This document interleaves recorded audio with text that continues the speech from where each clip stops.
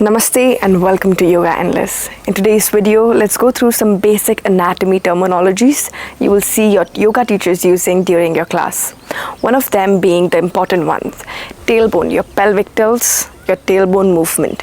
When your teacher is saying tilt your tailbone outwards or backwards, this is called anterior pelvis tilt.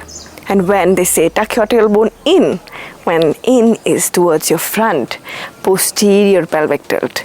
This is your neutral tailbone, and this is an anterior, tucking the tailbone out, and this is tucking of the tailbone in, posterior. The front side of your body is called anterior side, the anterior.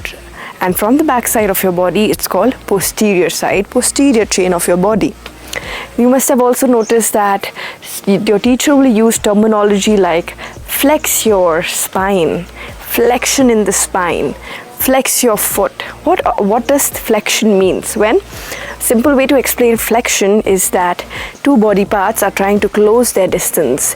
You're trying to reduce the degree of distance between the two body parts. So if I were to say flex your elbows, the flexion in your elbows, this is what it is.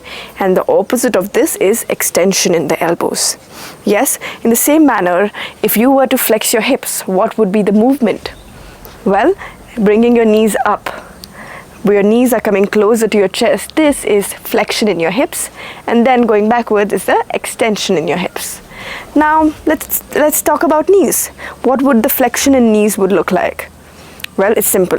You lift your heel to your hips, you're trying to bring the back side of your body towards each other, reducing that degree, flexion in your knees, extension of the knees.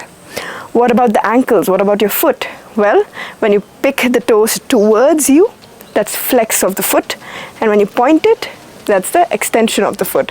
Dorsiflexion, plantar flexion, the different terminologies. You can take your time, study and dig deep. You'll find some contradicting points also.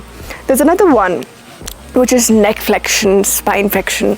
So when you bring your chin to your chest, this is the flexion in your neck. When you bring your head back, that's the extension in your neck. Another terminology that is often used in the class is internal rotation and external rotation. A good way to understand this is considering the zero state of your body is like this. If you were to lie down flat on the bed, a skeletal structure is always this. This is the ground positioning. So when you bring the palms inwards towards each other, this is internal rotation. And when you try to do this against opposite, that is external rotation. But it looks very different when you do it upside, and that's where people get confused. So if I were, let me sit down so I can be in the frame. If I were to rotate my palms in, will this be internal or external? Well, a simple way to understand is come back to zero, and what movement just you did is this. This is an external rotation. Although it feels internal from your face, but it is actually an external rotation. So rotating externally is this, and then internally is this. Let me know if this helps. Alright, another one that you would like to know about is lateral length. So this side, the side body of your body is called lateral. So your lateral flexion would look like this. Your lateral flexion on both the sides would look like this. Alright, these are few such terminologies that some of the teachers prefer using in their classes. You don't need to feel very complex about these terminologies. You don't have to learn them. It's just interesting to know about your body and have a name to the movement that you're doing, right? I hope you find this helpful, and I will see you in the next video. Thank you and have a great day.